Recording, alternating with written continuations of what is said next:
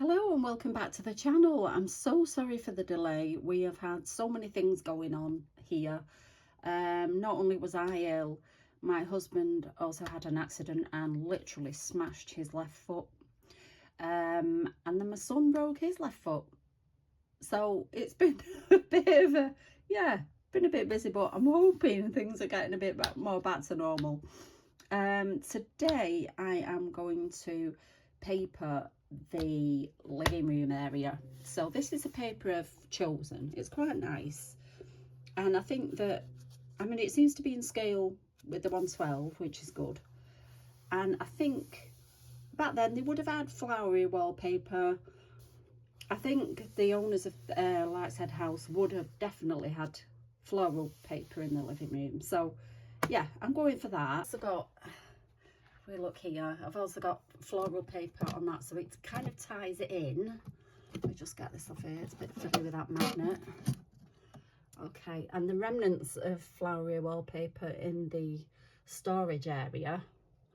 So I'm gonna go for that here in the living room. Let me just put this door back on. It's only because my cat likes to have a nose in at the dollhouse, and if I'm not careful she'll have all the bits everywhere. So here we go, living room. So I did cut some coving for the ceiling, and I made a rookie mistake because the angle I cut it at was completely different to the angle of the ceiling, and I'm just a bit clueless when it comes to that. So I think I'm going to leave that for my husband to do, because he's better at that sort of thing than me. So I'll get him to cut the angles that I need and then be fine. But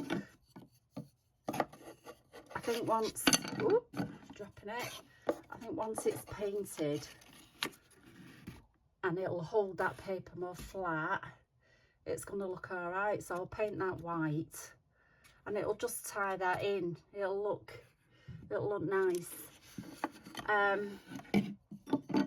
I still have to sort out the ceiling lights for the living room, but I do have the wall lights for there and there, and I made the kitchen lights, didn't I? So today is papering this, get this papered, get my husband to cut that for me so I can get that on. I've got to also paper the back of that cupboard because that is like, if we look at it here, it's going to be like a false wall effect on that side there. So this is going to be a very cozy little living area because, as I say, you know, this house had the business downstairs, which was the pharmacy.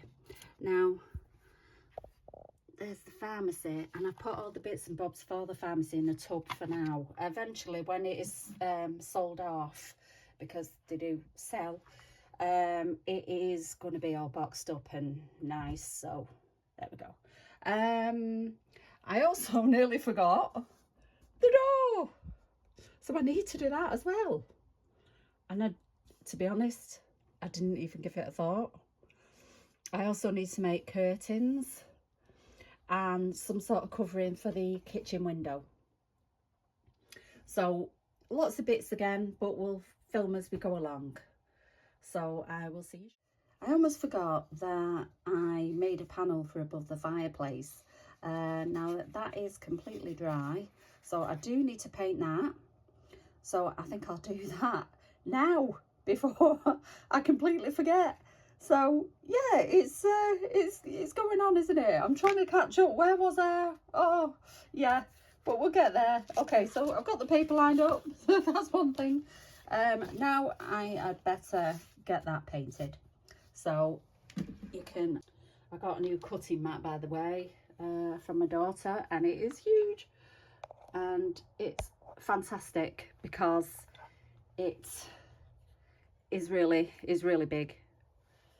It covers my whole work area, to be honest. It's really big, so bigger than the last one, which I had for over 10 years. I mean, it lasted ages, so let's hope this lasts quite a long time as well. Okay, let's get this done.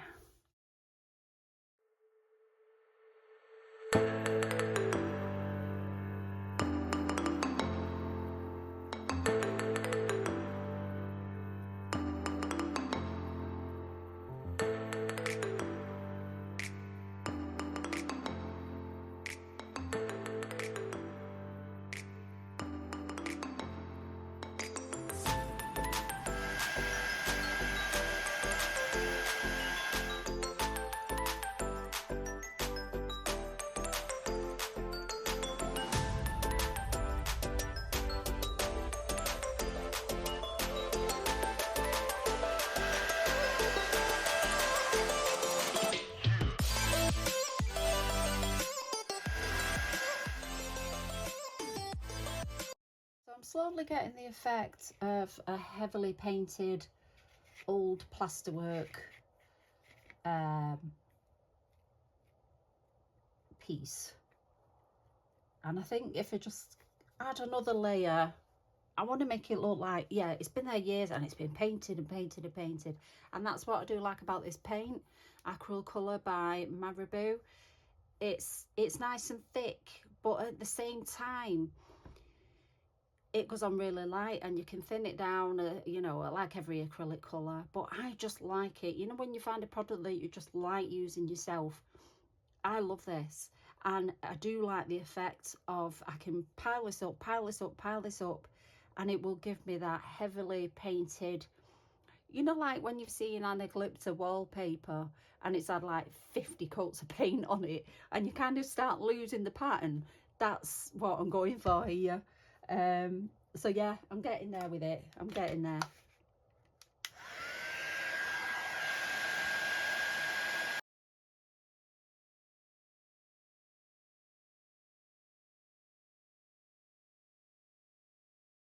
So that is pretty much done with the paintwork. I am going to let that dry naturally now because I have pushed it with the heat gun. So I will let that dry now, and it's got the effect I want, lots and lots of paint slapped on, so that's good. And it will dry like a semi matte kind of, yeah, it'll be pretty matte, which is what plasterwork is. It's always matte, it's never really shiny. So I'm going to let that dry naturally, and yeah, let's get on with paper in the room now. So here I am measuring up the paper. Now I was quite lucky because of the size of the pad. I didn't have to trim that much off. So I'm just using a bone folder there to score in a line, so I make sure that when I cut the paper it's perfect. And I use Pritt Stick. It's my favourite for sticking the paper down because it doesn't wreck the ink pattern on the front. If you wanted to make something look really water damaged, you would use PVA or any other wet glue. But obviously I want to keep the print intact here, so I used Pritt Stick. And that is definitely the go-to item for this. The panel is going on. Now what I do here is I use a bit of blue tack and attach it to the light, and then press the board, pull it off, and the blue tack is in the perfect spot where I need to drill a hole for the light. See, there it is, and it's great. I have made a little light fitting for that, which I will show you in a minute, and it's coming up very shortly. Sorry there wasn't more pictures, but I used filigrees, beads and a little pearl bead and stuck them on, and I will stick that on in a minute. So I'm just still papering here, and it did go really well. I did have to, I'll show you in a minute, I had to line up a piece of paper and like pattern match, and to be honest it does disappear, so you don't even see it, which is really good. So yeah, you can't even see it. So that went really well, really pleased with it. Looks good. The paper was a good pick, I think, for that. Now I've decided to make a spiral staircase for this kitchen, and I've got an old fan here, and I will finish it in the next video because it does take some drying time and I had so much to do at once. So there I am, just trimming off the plastic finials or whatever you call them, the fan bits, and I'm sanding off the rough bits. Now, I have got hay fever again, another bout this year, so bear with me for sounding a bit ugh. Now, I'm going to use my hand drill, but the problem is it's very, very slow, and I didn't have a drill bit that was wide enough to match the skewer that I'm using for the main body of the staircase. So I thought, come on, Bev, you can't do this. It's going to take forever. So it was time to bring out the big guns, and the drill came out. Power! And that made short work of it. I still had to be careful. I couldn't really go for it because the plastic's quite thin, and I didn't want to snap them because I've only got a limited number of them. So slow at first and then zoom through it when you get to the end. And I just do that for every piece. And it's so much quicker, isn't it, having power tool? I mean, come on, it's brilliant. I did scab that off my husband. It's one he didn't use, so I was quite lucky there. It's quite useful for tools and bits and stuff like that. It's good, handy. So, yeah, I'm just doing all that, and then I use a skewer, as I say, for the main body. Once I've got all this together and glued up, etc., and when I've finished the handrails and things, I think I'll spray paint it one colour and then add some other colours to maybe make it look a bit aged.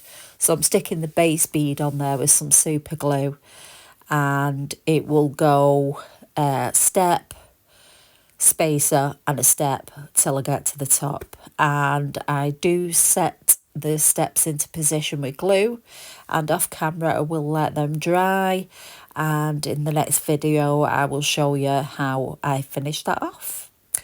Yeah, so it'll look something like that by the time I finish the railings. This is the coving I was talking about that I completely forgot I'd made. And I'm painting it again with my favourite white paint. And it does take a few coats, but I'll do that off camera because you've already watched me paint so many things. There is a little wall light. Oh, look, quite cute. So I've papered that. It doesn't quite match, but it doesn't really matter because I might age that side of it.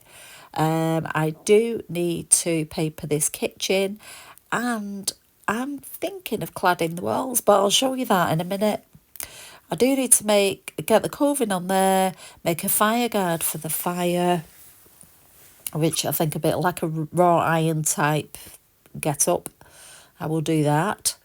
I need to make the flooring in the living room. I need to paper that and cladding for that and the other side. And I think I'll use what matches the door. My trusty coffee stirrers will come in handy for this. And here are my coffee stirrers. So, as if by magic, right, I'm going to treat you here. I'm not going to put you through the pain of watching. There, ta-da! It's done, as if by magic. And, yeah, I'm happy with that. It matches in with the door. Pleased with that. Now, this is the wallpaper I've picked for the kitchen. Now, this matches some reference pictures I've looked at where they had just like random little patterns. So, yeah, I'm going to pick that for the kitchen. Here I am making some window frames, and I'm using my trusty coffee stirrers again. Yeah, it does work out really well. I also incorporated the windowsills in there, and that is pretty much finished apart from a strip at the top and the bottom, so like a little skirting board and then like a little coving type thing. But I have to keep it flat because obviously that is the door and it's going to shut onto the doll's house, so I can't have anything sticking out that's in between floors. So you'll see in a minute what I mean. But yeah, that worked out really well as well. I was really pleased with that. And it doesn't take long. It's just basically making a frame, and that's just me gluing on the windowsill, which I'll show you very shortly. And that's that. And then the windowsill's in. And the windowsill's in. So, yeah, brilliant. So what's left for that is, I've not decided whether to paint that wood yet or leave it as wood. I do need to make curtains, things like that. So a bit of a way to go, not much. Maybe some pictures as well. So this is the textured ceiling. Now, the paper's looking a bit baggy there because obviously it's wet. And when it dries, the paper will flatten to the ceiling. So I'll show you how I did that shortly. That was the skirting board I've made, and I do need to paint that. And what am I doing here?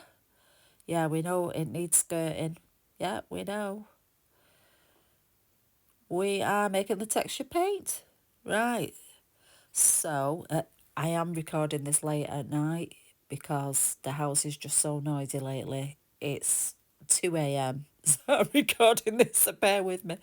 Okay, so my white paint, and then to add the texture, it's got the sand, the play sand. And if you use a smaller brush, whap it on, it'll give you extra texture as well. Doesn't work quite so well with a larger brush. You don't get the little marks like that you do get with a little brush.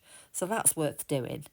So I'm pleased with how that turns out. As I say, when it dries, I'll show you again, and it will look different again then, because everything, all the paper stretches back to how it should look. So at the minute, the paper's going to start sagging on the ceiling because of the moisture in the paint. Right, I decided here to do a wood effect floor, the same as I did in the pharmacy. Excuse everything being a mess, but it won't be for long. So I'm going to do that. And here I'm doing exactly what I did in the pharmacy floor. I've cut strips of cereal box into plank kind of lengths, and I'm just gluing them on with PVA. And when I've got them all down, I just press it all down just to make sure there are no corners lifting, like you can see some lifting there on the right hand side. So I do get rid of that, so it is nice and flat. I do leave it to dry. What I do when I get to the ends of the floor, I'll bend the ends over, and once they're dry, I'll trim them off. And then you get a nice, neat cut edge that is completely level with the edge. It's worth waiting for it to dry off. So yeah, just push it all down, and then I will paint that brown like the one downstairs. So thank you so much for watching. It was a bit bitty, wasn't it, here and there, but bear with me. See you next time. Bye now.